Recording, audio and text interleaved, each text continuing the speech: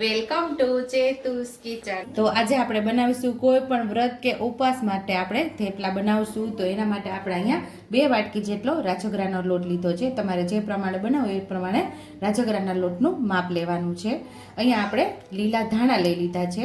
અહીંયા 1 ચમચી જેટલા આપણે આદુ મરચાંની પેસ્ટ લીધી છે અને 2 બટેકા લીધા છે અને તેલ લીધું છે। બાકી મસાલાની અંદરથી જે મસાલાની જરૂર પડશે એનો ઉપયોગ કરશું। ટેસ્ટી એવા આપણે થેપલા બનાવશું।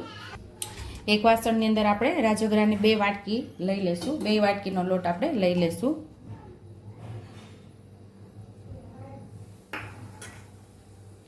આપણે જે 2 બટેકા બાફીને લીધા હતા એ ખમણીથી આપણે ખમણીને ઉમેરી દઈશું આની અંદર આવી રીતે। તો 2 બટેકાને આપણે આવી રીતે ઉમેરી દેવાના છે। અહીં આપણે 5 ચમચીથી થોડા વધારે મરી પાવડર ઉમેરશું। લીલા ધાણા ઉમેરી દઈશું। 1 ચમચી જેટલા આદુ મરચાંની પેસ્ટ,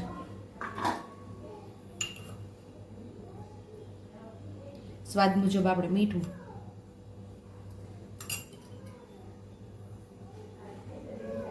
એક ચમચી આપણે દહીં ઉમેરશું।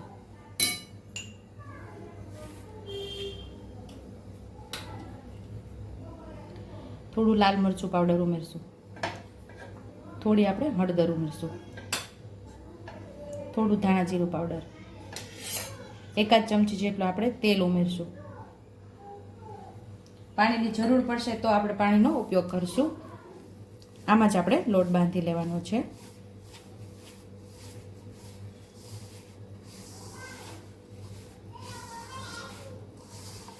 થોડાક દિવસોની અંદર આપણે શ્રાવણ માસ પણ શરૂ થવાનો છે। તો શ્રાવણ માસ તો જે તમે કરતા હોય તો એમાં પણ તમે આ રાજગરાના લોટના થેપલા બનાવી શકો છો। કોઈ પણ વ્રત કે ઉપવાસમાં તમે આ થેપલા ખાઈ શકો છો।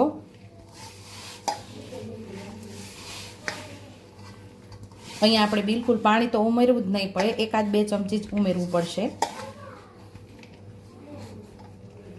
અહીંયા આપણે પાણી ઉમેરવાની જરૂર જ નથી પડી, એની જ અંદર આપણે જે લોટ અને 1 ચમચી જે દહીં ઉમેરેલું છે એમાં જ આપણો આ લોટ બંધાઈ ગયો છે।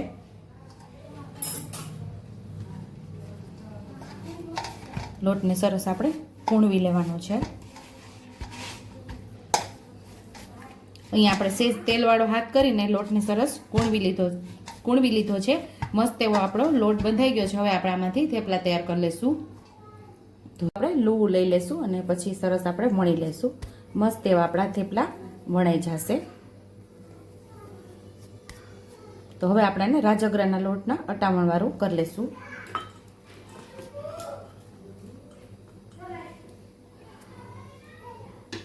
હવે આપણે વણી લઈશું।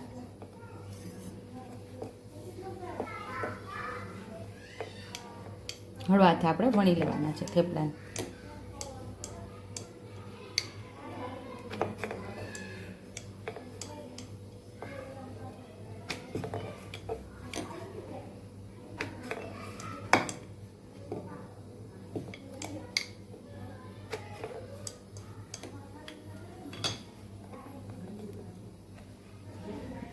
સાઈડ ઉપર આપણે તવી પણ તપવા રાખી દીધી છે, તો એમાં આપણે ઉમેરી દઈશું। તો સેમ એ જ રીતે આપણે બીજા થેપલાને પણ વણી લેશું। એક થેપલું પાકી જાય તો બીજા થેપલાને આપણે વણી લેવાનું છે। ઉપરથી આપણે તેલ લગાવી લેશું અને સાઈડ ચેન્જ કરી લેશું। ઉપર નીચે આપણે 2 સાઈડ આપણે તેલ પહેલાં લગાવી લેવાનું, પછી જ આપણે થેપલાને ઉમેરવાનું। આ સાઈડ પણ આપણે તેલ લગાવી લેશું, સરસ આપણે પકાવી લેશું।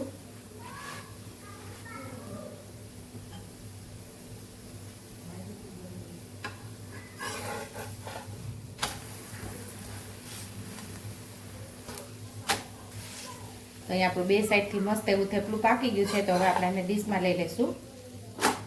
સેમ આપણે એ જ રીતે બીજા થેપલાને પણ પકાવી લેવાનું છે। સેમ એ જ રીતે બીજા થેપલાને પણ આપણે તૈયાર કરી લેશું। તો તૈયાર છે અહીંયા આપણા વરાળી થેપલા। તમે છુંદા સાથે પણ ખાઈ શકો અને દહીં સાથે પણ ખાઈ શકો અથવા તો તમે ચા સાથે પણ ખાઈ શકો છો. જો તમને મારી રેસીપી પસંદ આવી હોય તો મારી રેસીપીને લાઈક કરજો, શેર કરજો, સબસ્ક્રાઈબ કરજો, બેલ આઇકોનને દબાવતા ભૂલતા નહીં અને કમેન્ટ બોક્સમાં કમેન્ટ કરજો કે મારી રેસીપી કેવી લાગી. તો આવજો.